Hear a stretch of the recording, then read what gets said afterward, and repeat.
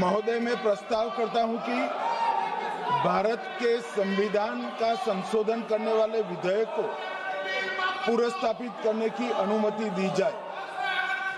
महोदय, मैं प्रस्ताव करता हूं कि जम्मू कश्मीर पुनर्गठन अधिनियम 2019 का संशोधन करने वाले विधेयक को पुनर्स्थापित करने की अनुमति दी जाए। महोदय, मैं प्रस्ताव करता हूं कि संघ राज्य क्षेत्र शासन अधिनियम 1963 का संशोधन करने वाले विधेयक को पुनर्स्थापित करने की मंजूरी दी जाए।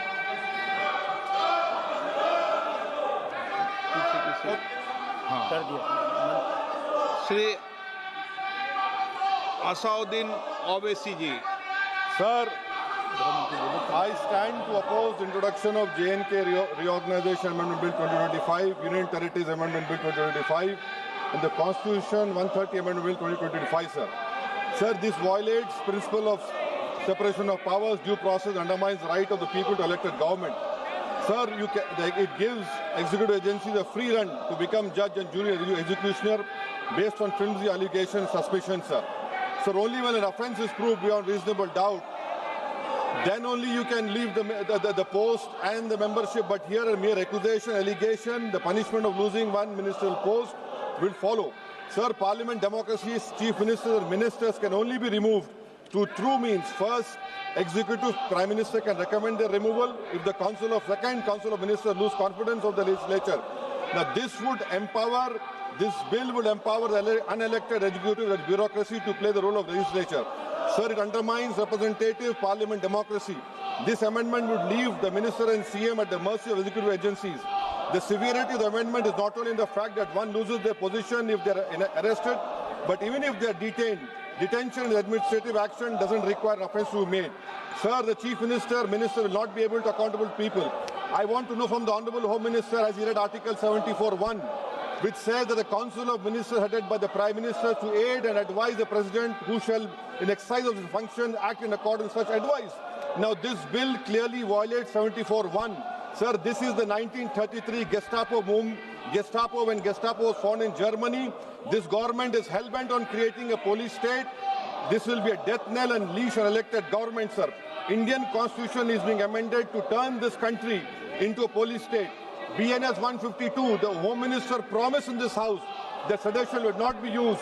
Section 316, Section 9 of BNS, PMLA Section 4, all these can be used to destabilize an elected government, sir.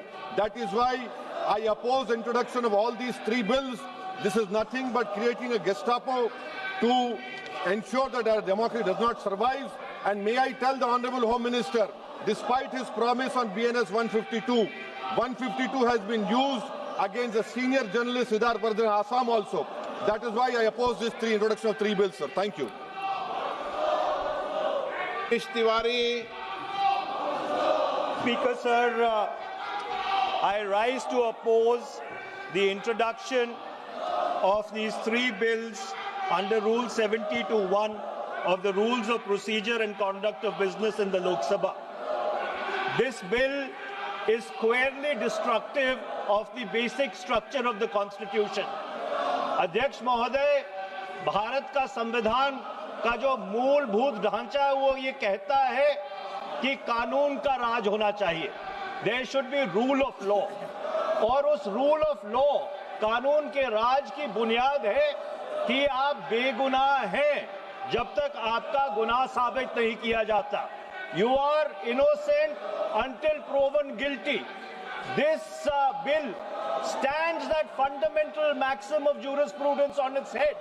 It makes an investigating officer the boss of the Prime Minister of India. The second ground on which I oppose this bill, it violates Article 21, the due process clause.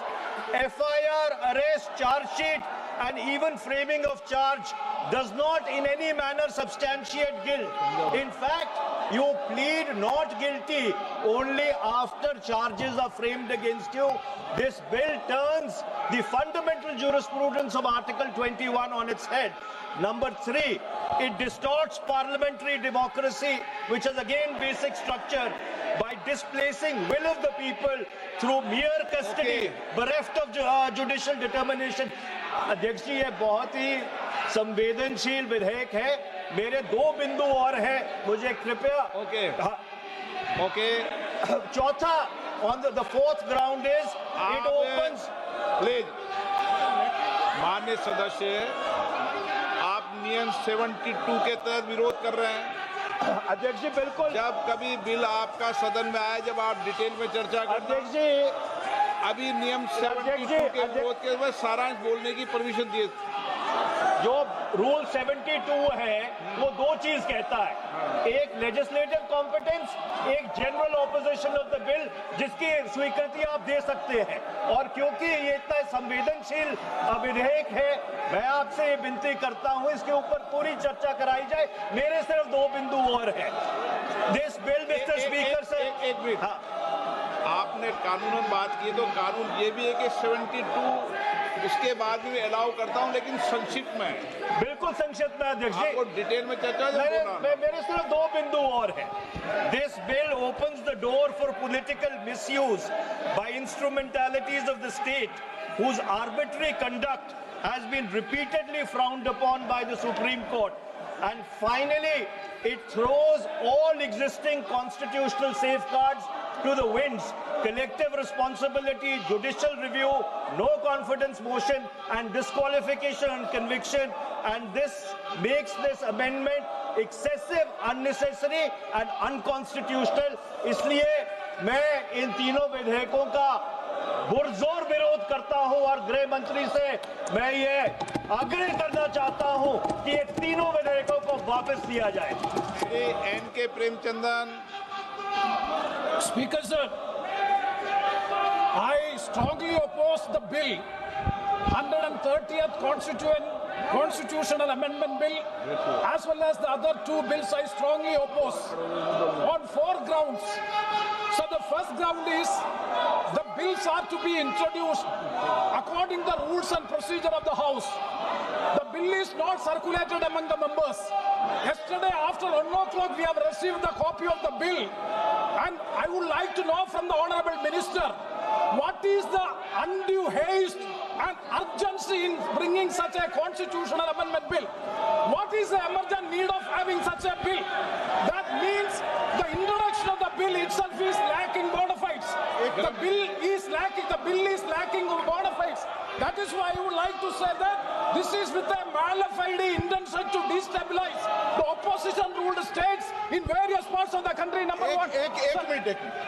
माननीय अध्यक्ष जी, प्रेमचंद्रन जी कह रहे हैं कि जल्दबाजी में लाया गया.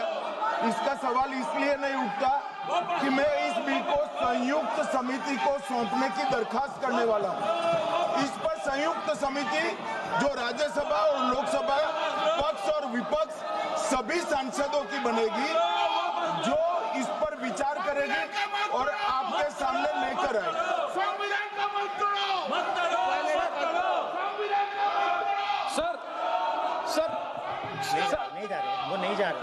Sir, I do agree with the Honorable Minister, but at the same time, the members are having the right to oppose the bill at the time of introduction.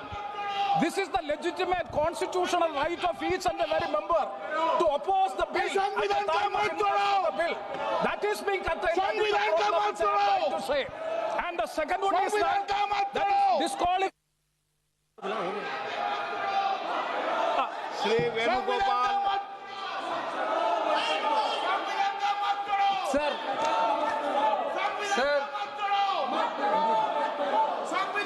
Sir, I rise to oppose the introduction of the Constitution Amendment Bill 25, the Government of Union Territory.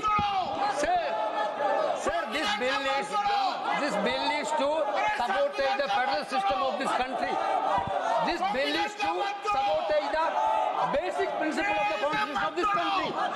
Sir, BJP people are telling this bill is to bring morality in politics. Can I ask a question to the Honorable Home Minister? When he was the Home Minister of Gujarat, he had been arrested, sir. Whether he took the morality of that point of time, ये विषय नहीं है माननीय सदस्य. गृह मंत्री जी, आप मुझे सुनो जरा.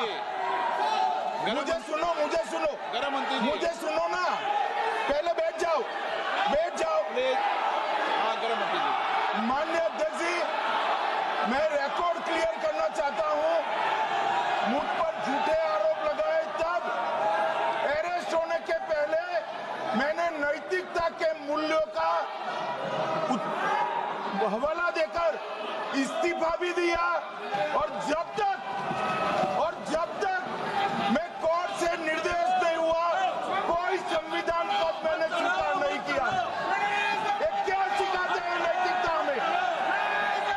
मैं तो इस्तीफा देकर गया था, और मैं तो चाहता हूं कि ये नैतिकता के मूल्य बढ़े। हम ऐसे निर्लज्ज नहीं हो सकते कि हम पर आरोप लगे और हम संवैधानिक पद पर रहें। अरेस्ट के पहले मैंने इस्तीफा दिया है। माननीय सदस्य, आप बिल पर बोलिए। आप 72 के नियम के तहत बोलिए। सर, दिस नेम है, आपका डायरेक्शन है। 19 आप 72 नियम के तहत बोलिए।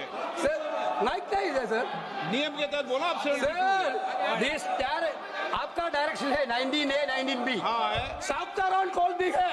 हाँ। Very clearly telling at least 1 week notice is needed for introducing a bill. Sir, I am telling that this bill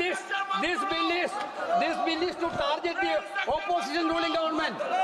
This bill is to threaten the people like Nitish Kumar and Chandrababu Naidu. This bill is to blackmail. Sir, my point आप माननीय सदस्य, आप चलिए। धर्मेंद्र प्रधान जी बोलना चाहते हैं? प्रधान है यादव। आपके मेंबरों को बिठाओ।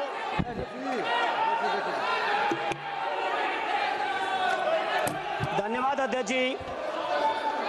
मैं ये जो तीनों विधेयक आए हैं, संविधान का 130वां संशोधन विधेयक 2025, 1 मिनट, संघ राज्य विधेयक, देश देख रहा है आपको, संघ राज्य शासन विधेयक 2025, जम्मू कश्मीर पुनर्गठन विधेयक 2025, इन तीनों का माननीय अध्यक्ष जी अपनी पार्टी, अपने नेता आदरणीय अखिलेश जी की ओर से पुरजोर विरोध करता हूं।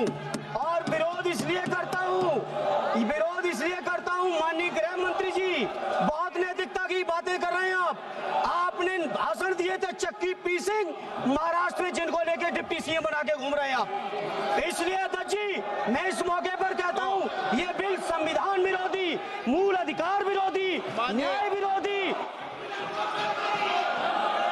माननीय अध्यक्ष जी, मैं प्रस्ताव करता हूं कि भारत के संविधान का संशोधन करने वाले विधेयक, संघ राज्य क्षेत्र शासन अधिनियम 1963 का संशोधन करने वाले विधेयक और 2019 का और संशोधन करने वाले विधेयक को माननीय अध्यक्ष जी द्वारा नाम निर्देशित किए जाने वाले इस सभा के